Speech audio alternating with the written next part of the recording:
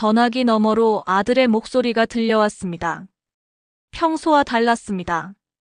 박말수는 수화기를 귀에 댄 채 움직이지 못했습니다. 엄마, 저 괜찮아요. 준호의 말투에는 힘이 없었습니다. 45해를 살아온 아들입니다. 그 목소리를 누구보다 잘 압니다. 진짜 괜찮은 거냐? 네, 그냥 좀 바빠서요. 통화는 짧게 끝났습니다. 말수는 거실 창가로 걸어갔습니다. 문현동 아파트 단지가 내려다 보였습니다. 10월 오후의 햇살이 아스팔트 위로 부서지고 있었습니다. 68세입니다. 작년에 부산시립도서관에서 정년퇴직했습니다. 38년간 책을 정리하고 목록을 만드는 일을 했습니다. 빠진 책을 찾아내고 잘못 분류된 자료를 바로잡는 일이 평생이었습니다. 그래서인지 사람의 말에서도 빠진 부분을 찾아내게 됩니다. 아들의 말에는 뭔가 빠져 있었습니다. 다음 날 아침 시장에 들렀습니다. 생선가게 사장님이 손을 흔들었습니다. 사모님, 오늘 갈치 싱싱해요. 하나만 주세요. 준호네 집에 좀 들고 가려고요. 아이고, 며느리가 복 많지. 시어머니가 이렇게 챙겨주시니. 말수는 웃으며 고개를 끄덕였습니다. 하지만 가슴 한편이 불편했습니다. 오후 2시 준호네 아파트 앞에 섰습니다.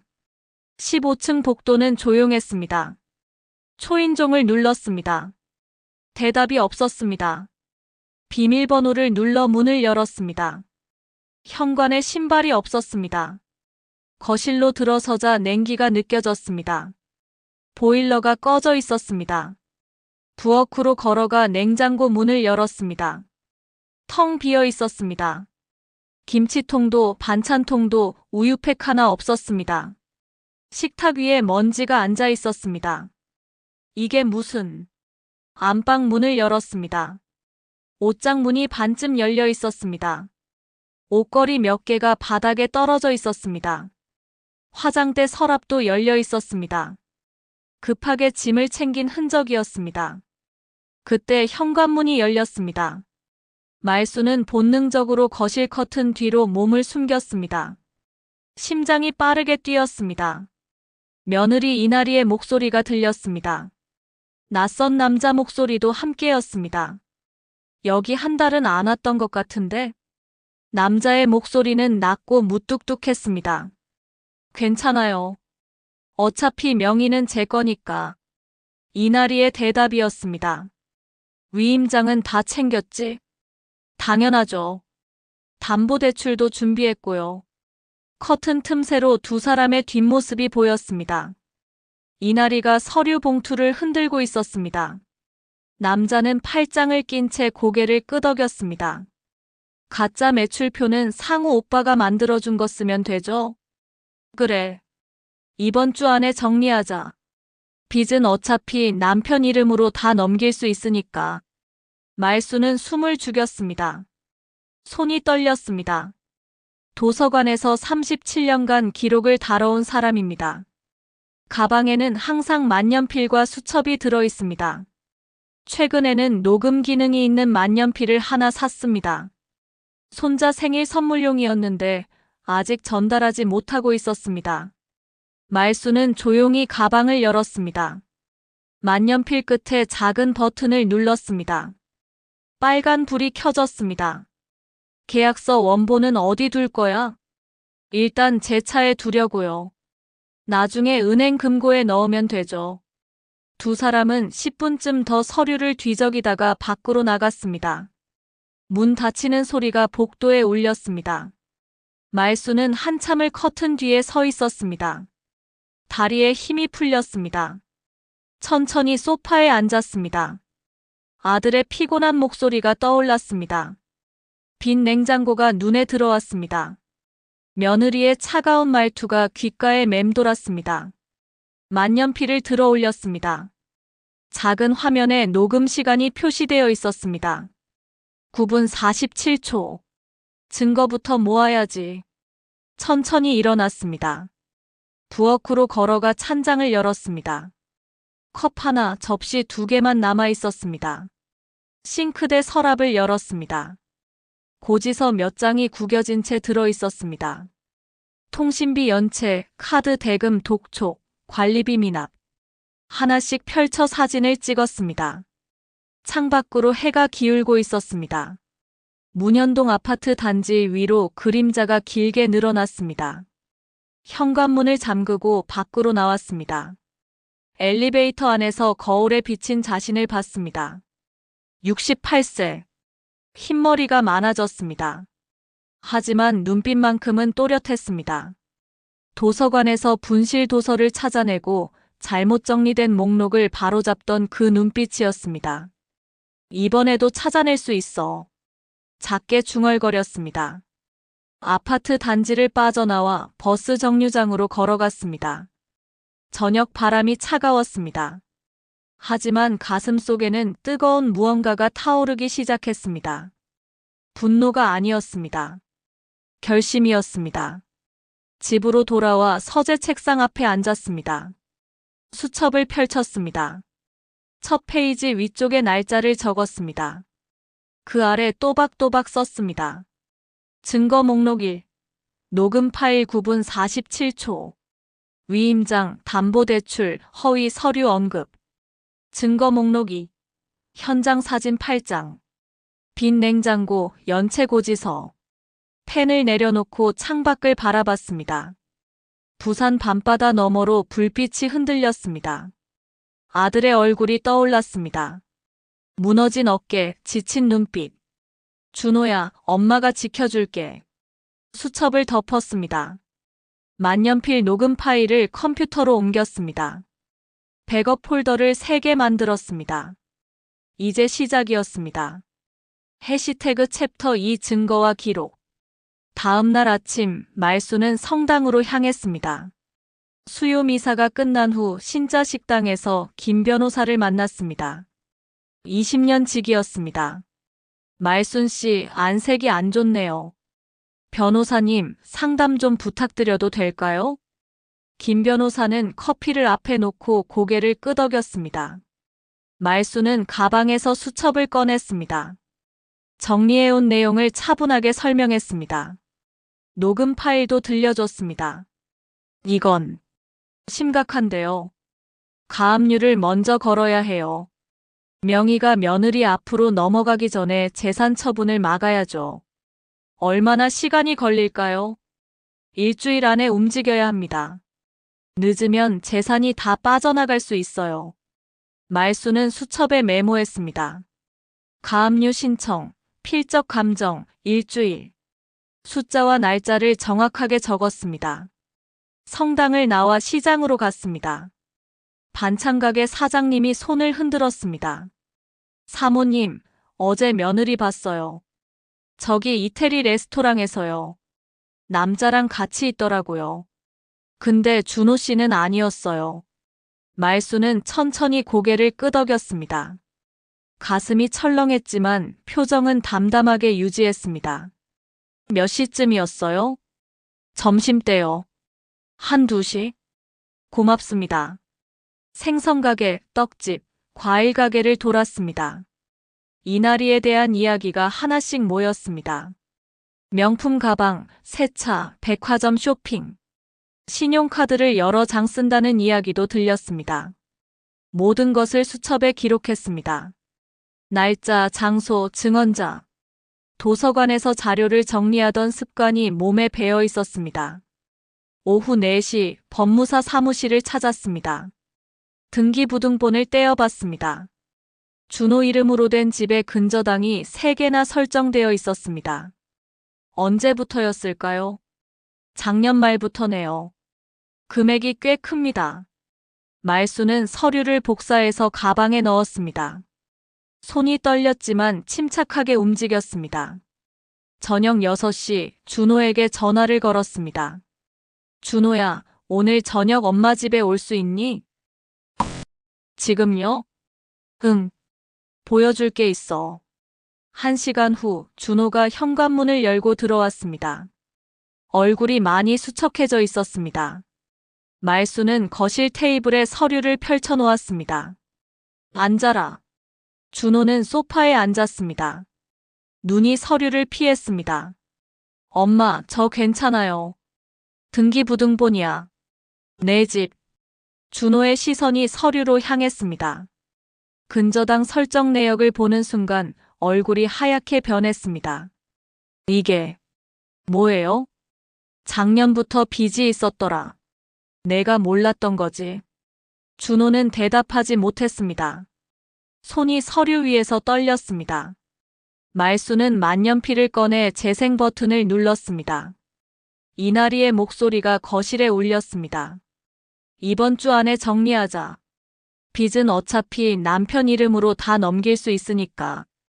준호는 고개를 떨궜습니다. 어깨가 축 처졌습니다. 엄마, 더 있어. 말수는 사진들을 꺼냈습니다. 빈 냉장고, 연체고지서, 시장에서 찍은 이나리의 뒷모습. 하나씩 테이블 위에 올렸습니다. 준호는 사진을 보다가 얼굴을 손으로 가렸습니다. 믿고 싶었어요. 알아. 창업 실패하고 나리가 빚 정리 도와준다고 했어요. 그때 위임장 쓴 거예요. 진짜 도와주려고 한 줄 알았어요. 말수는 아들의 어깨에 손을 올렸습니다. 내 잘못이 아니야. 제 잘못이에요, 엄마. 다 제가 무능해서. 무능한 게 아니라 속은 거야. 다른 거다. 준호는 고개를 들었습니다. 눈가가 붉어져 있었습니다. 이제 어떻게 해야 해요? 말수는 수첩을 펼쳤습니다. 적어둔 내용을 하나씩 짚어가며 설명했습니다. 가압류, 고소장, 증거 확보. 준호는 말없이 들었습니다. 시간이 없어. 일주일 안에 움직여야 해. 엄마 혼자 이걸 다 준비하셨어요? 응. 준호는 입술을 깨물었습니다. 손을 꽉 쥐었습니다. 엄마, 미안해요. 미안하다고 할 시간에 정신 차려. 지금부터 내가 해야 할 일이 있어. 말수는 수첩의 다음 페이지를 넘겼습니다. 빈 페이지였습니다. 나리한테 연락해. 평소처럼. 네. 의심 사면 안 돼. 내가 아무것도 모르는 척해야 우리가 증거를 더 모을 수 있어. 준호는 잠시 망설이다가 고개를 끄덕였습니다. 할 수 있겠니? 해야죠. 말수는 아들의 손을 잡았습니다. 거칠고 차가운 손이었습니다. 준호야, 넘어지는 건 죄가 아니야. 못 일어나는 게 죄지. 준호는 고개를 들어 어머니를 봤습니다. 68세 어머니의 눈빛은 또렷했습니다. 흔들림이 없었습니다. 같이 일어서자. 엄마가 옆에 있어. 준호는 천천히 고개를 끄덕였습니다. 밤 10시 준호가 집을 나섰습니다. 말수는 창가에 서서 아들의 뒷모습을 지켜봤습니다. 구부정했던 어깨가 조금 펴진 것 같았습니다. 말수는 서재로 돌아가 수첩을 펼쳤습니다. 세 페이지 맨 위에 날짜를 적었습니다. 그 아래 한 줄을 추가했습니다. 다음 단계 함정 준비. 목표 마이너스 현장 증거 확보. 창밖으로 부산 야경이 반짝였습니다. 말수는 만년필을 내려놓고 잠시 눈을 감았습니다. 싸움은 이제부터였습니다. 사흘이 지났습니다. 준호는 이나리에게 평소처럼 문자를 보냈습니다. 대답이 없었습니다. 전화를 걸었습니다. 꺼져 있었습니다. 말수는 법무사 사무실에서 가압류 서류를 받았습니다. 제출하려던 순간 법무사가 컴퓨터 화면을 보고 얼굴을 굳혔습니다. 말순 씨, 이거 왜요? 집이 어제 매매 계약 들어갔네요. 계약금까지 들어왔어요. 말순의 손에서 서류가 미끄러졌습니다. 어떻게요? 준호 도장도 없이? 위임장이 있으면 가능합니다. 명의자 동의 없이도요. 말수는 벽에 기댔습니다. 숨이 막혔습니다. 지금이라도 가압류 넣으면 효력이 약할 겁니다.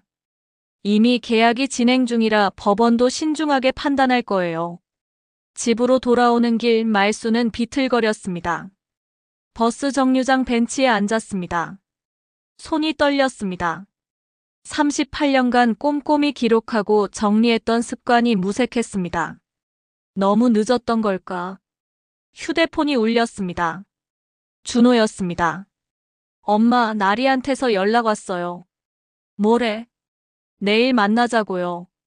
서류 정리할 게 있대요. 말수는 눈을 감았습니다. 덫이 조여오고 있었습니다. 어디서? 집에서요. 우리 집. 알았어. 엄마가 갈게. 엄마는 오시면 안 돼요. 들키면. 괜찮아. 엄마 생각이 있어. 전화를 끊고 말수는 천천히 일어났습니다. 다리가 후들거렸지만 걸음은 멈추지 않았습니다. 집에 도착해 서재 서랍을 열었습니다. 오래된 수첩이 하나 있었습니다. 20년 전 도서관 동료였던 최 실장의 번호가 적혀 있었습니다. 퇴직 후 보안 회사를 운영한다고 들었습니다. 전직 형사 출신이었습니다. 전화를 걸었습니다. 신호음이 3번 울렸습니다. 여보세요? 실장님, 말순입니다. 도서관에서 같이 일했던. 아, 박 선생님. 오랜만이에요. 부탁이 있어서요. 말수는 상황을 간단히 설명했습니다. 최 실장은 중간에 한 번도 말을 끊지 않았습니다. 내일 몇 시죠? 저녁 7시래요. 제가 경찰 후배 하나 데리고 갈게요. 경제팀에 있는 애인데 이런 사건 전문이에요. 고맙습니다. 박 선생님, 증거는 확실해요? 녹음 파일, 서류, 증언 다 있어요. 그럼 충분합니다. 내일 봬요. 전화를 끊고 말수는 소파에 주저앉았습니다. 가슴이 뛰었습니다. 희망인지 두려움인지 알 수 없었습니다. 밤 9시 준호가 찾아왔습니다. 말수는 따뜻한 차를 내왔습니다. 준호는 창밖만 바라봤습니다. 엄마, 제가 너무 한심하죠? 말수는 대답하지 않았습니다. 그저 차를 아들 앞에 놓았습니다. 창업 실패하고 빚만 잔뜩 남기고 나리가 도와준다니까 그냥 믿었어요. 바보같이. 준호야. 제가 돈이라도 잘 벌었으면 나리가 다른 남자 만날 이유도 없었을 거예요.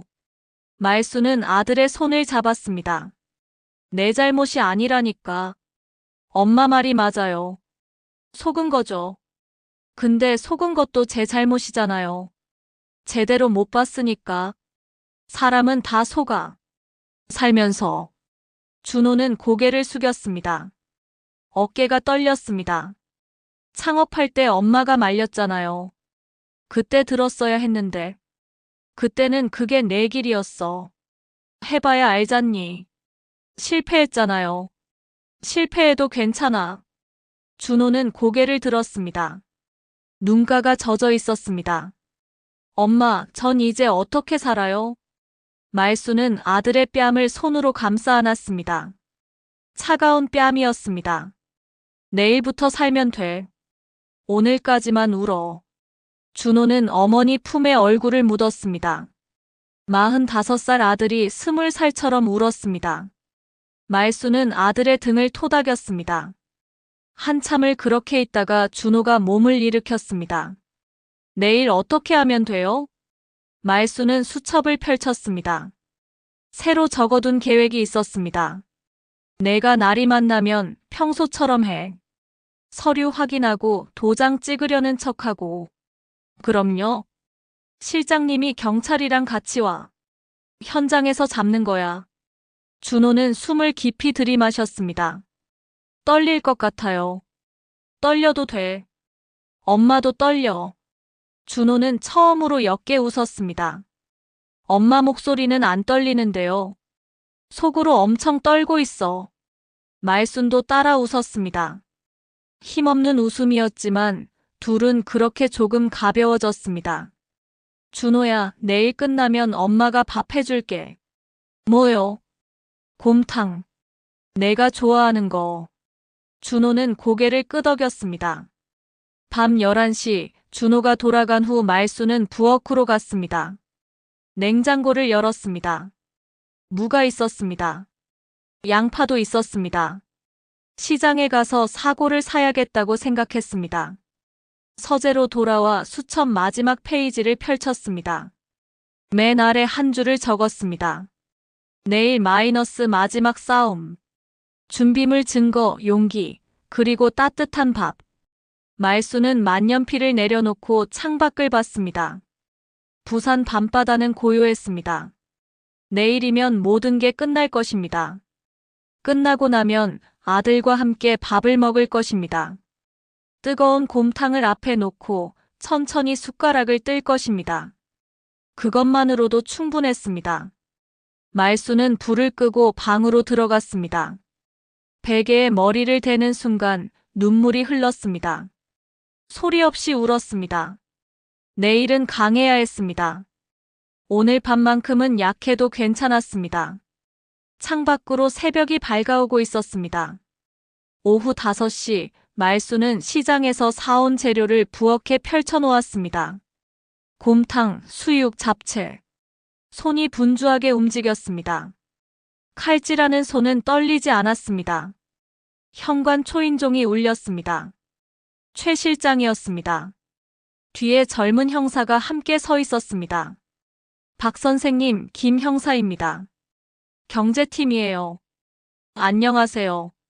말수는 두 사람을 안으로 안내했습니다. 서재에 앉아 증거 파일을 꺼냈습니다. 만년필 녹음기, 사진, 등기부등본. 김 형사는 하나씩 확인하며 고개를 끄덕였습니다. 녹음 파일 원본은 어디 있나요? 말수는 노트북을 켰습니다. 파일을 클릭했습니다.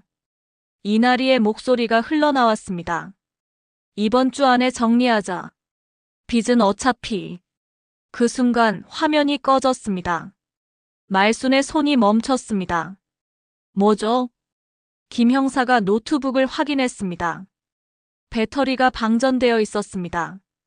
충전기 있으세요? 잠깐만요.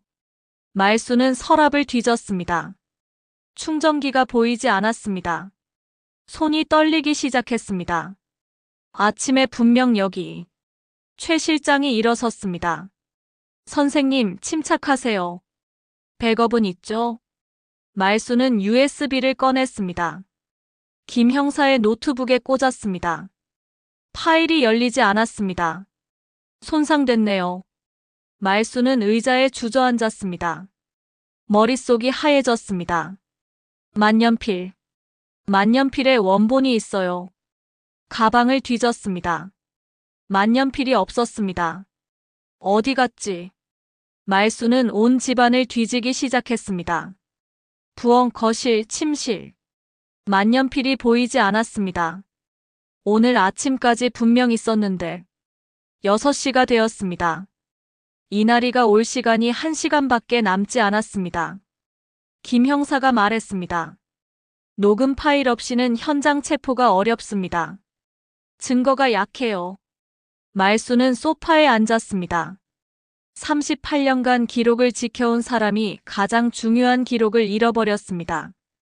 최 실장이 어깨에 손을 올렸습니다. 선생님, 다른 방법을 찾아봅시다. 방법이 뭐가 있어요? 그때 현관문이 열렸습니다. 준호였습니다. 손에 검은 봉투를 들고 있었습니다. 엄마, 이거. 봉투 안에 만년필이 있었습니다. 어디서 났니? 어제 제가 가져갔어요. 혹시 몰라서. 준호는 주머니에서 작은 녹음기를 하나 더 꺼냈습니다. 제 녹음기에도 복사해뒀어요. 엄마가 파일 잃어버릴까봐. 말수는 아들을 바라봤습니다. 준호의 얼굴에는 처음으로 확신이 서려 있었습니다. 잘했어. 김 형사가 두 기기를 확인했습니다. 파일이 온전했습니다. 좋습니다. 이제 준비합시다.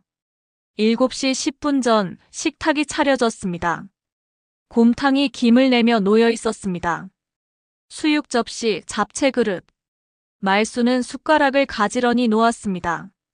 초인종이 울렸습니다. 준호가 문을 열었습니다. 이나리와 낯선 남자가 들어왔습니다. 조상우였습니다. 어머님, 생신 축하드려요. 이나리의 목소리는 달콤했습니다. 말수는 웃으며 맞았습니다. 어서 와. 밥 먹자. 네 사람이 식탁에 앉았습니다. 이나리가 곰탕 국물을 떴습니다. 역시 어머님 손맛이에요. 많이 먹어. 말수는 태블릿을 집어들었습니다. 화면을 켰습니다. 오늘이 내 생일이니까 재미있는 영상 하나 보여줄게. 이나리가 고개를 들었습니다. 화면에 영상이 재생되었습니다. 준호네 아파트 거실. 조상우가 서류를 흔들고 있었습니다. 현금은 우리 몫이고 빚은 남편 몫으로 넘기면 돼. 이나리의 얼굴이 하얗게 변했습니다.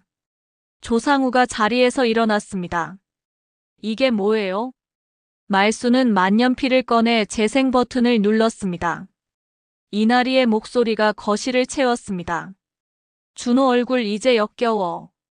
빨리 정리하고 나가야지. 이나리가 소리쳤습니다. 불법 녹음이에요. 이건.